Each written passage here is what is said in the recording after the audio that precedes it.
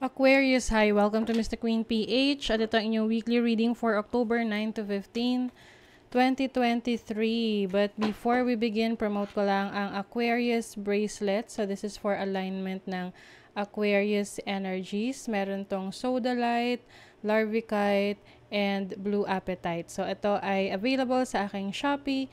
Link on the description. Ayan, so let's see Aquarius. What's up? This is a general reading. Just take what resonates. Watch your sun, moon, rising, and Venus para sa iba pang mensahe. Gamitin lamang ang reading na to bilang gabay. Okay, let's see your energy, Aquarius. Ace of Cups. This is a source of happiness. Maaari ring merong love offering sa inyo or an opportunity for a new relationship. Let's see your challenge. The Empress. Yung iba parang nahihiya. Pwedeng may nag-offer sa inyo ng love pero nahihiya kayo. Or merong nagpahayag ng feelings pero nahihiya kayo. Ito yung there's more about you. Kumbaga marami ka pang pwede mong i-share sa mundo, tuklasin sa sarili mo. And there is something about you na mas mag-glow pa.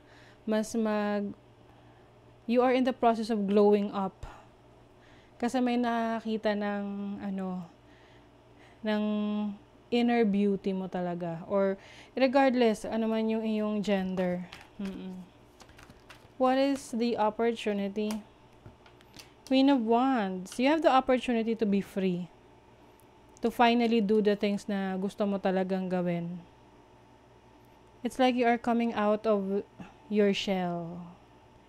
Ayan. You're going to explore other opportunities. Meron kang explore ng mga bagay na hindi mo pa nagagawa before. You will be more open to possibilities.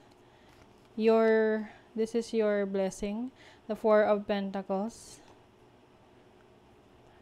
I feel like you will be able to establish financial stability. Kaya lang hindi lang puro pera dapat, no? This is also about you na sharing your talents, sharing your blessings to others para mas lalo kang i-bless. What is the Ace of Cups? Three of Wands. Yes. Uy, iba sa inyo merong na-attract sa inyo na malayo sa inyo. Pwedeng kakilala nyo, kaibigan nyo sa social media.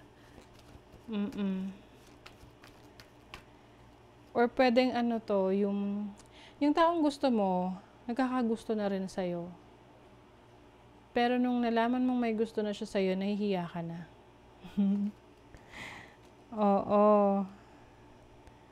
Okay. Knight of Wands. Kasi challenge to eh. So it means na hindi mo pa na ilalabas yung passion mo towards this. Pwede rin tong hindi romantic, no? Pwede rin tong may naka-acknowledge ng talents and skills mo, ng galing mo. Pero parang sa'yo, hindi mo pa siya nakikita as an opportunity. Alam mo yun? So, you have to believe in yourself. Marami kang kakayanan. What is the Queen of Wands? Ace of Swords. Messages coming through. May magre-reach out. Pwedeng someone from afar. Malayong lugar. Will try to contact you. Communicate with you. Meron kang admirer, Aquarius. Nagpaparamdam to sa'yo. What is the Four of Pentacles? Yes. It seems na parang medyo umiiwas ka. I don't know. That's what I'm sensing here. Ito yung tipong may gusto ka and then nakukuha mo na yung gusto mo pero parang natatakot ka na i-take yun. Let's say, sa abroad, no? Nag-a-apply ka, gusto mo mag-abroad. Tapos, nung andyan na yung opportunity sa abroad, bigla ka natatakot. Natatakot ka na i-take yung opportunity. So, ano yung gusto mo? 'Di ba? So, you have to know what you really want. Kasi, sayang eh. Andyan na yung opportunity. So, may celebration. Maaring meron kang award na natanggap. O yung iba sa inyo, kayo ay na-promote sa trabaho or may milestone kayo na na-achieve sa trabaho sa career ninyo. You are about to change the game. You are going to create more opportunities, Aquarius. Kailangan lang talaga buong loob mo. Kasi yung iba mahiyain. Queen of Cups, the Lovers. Yes, this is taking a leap of faith. Lakasan ng loob. Get out. Parang kumbaga, lumabas ka dyan at i-explore mo yung ibang options sa'yo na available. And some of you are going to get into a relationship na biglaan. Yung parang, sige, subukan ko, ganong klase. Oo. Or this can be a business partnership din. Pwedeng kayo ng partner mo, may papasukin kayong business together. So, sa relationship naman, may nagsusorry. Meron dito nakarealize ng kanyang pagkakamali sa'yo. At nagsusorry na siya.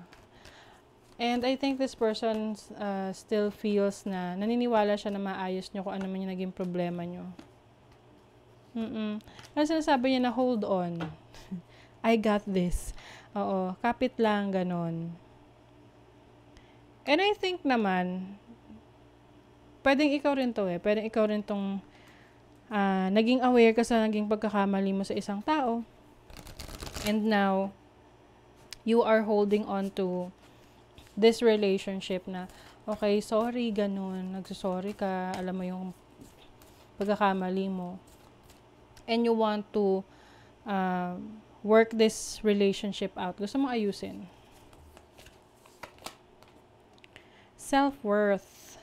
Why settle for crumbs when you deserve a whole meal? Okay. This is knowing what you want. Especially sa career mo. Dapat, kung alam mo talaga yung gusto mo, you will do anything para makuha mo yon at hindi ka magtsatsaga sa kung ano lang yung meron. You will go after what you really want. Okay, so that is your reading, Aquarius. Kung nagustuhan nyo ito, naka-resonate kayo, mag-comment kayo dyan, like, share, subscribe, para lagi kayong updated sa ating mga readings. Thank you so much, Aquarius. See you again.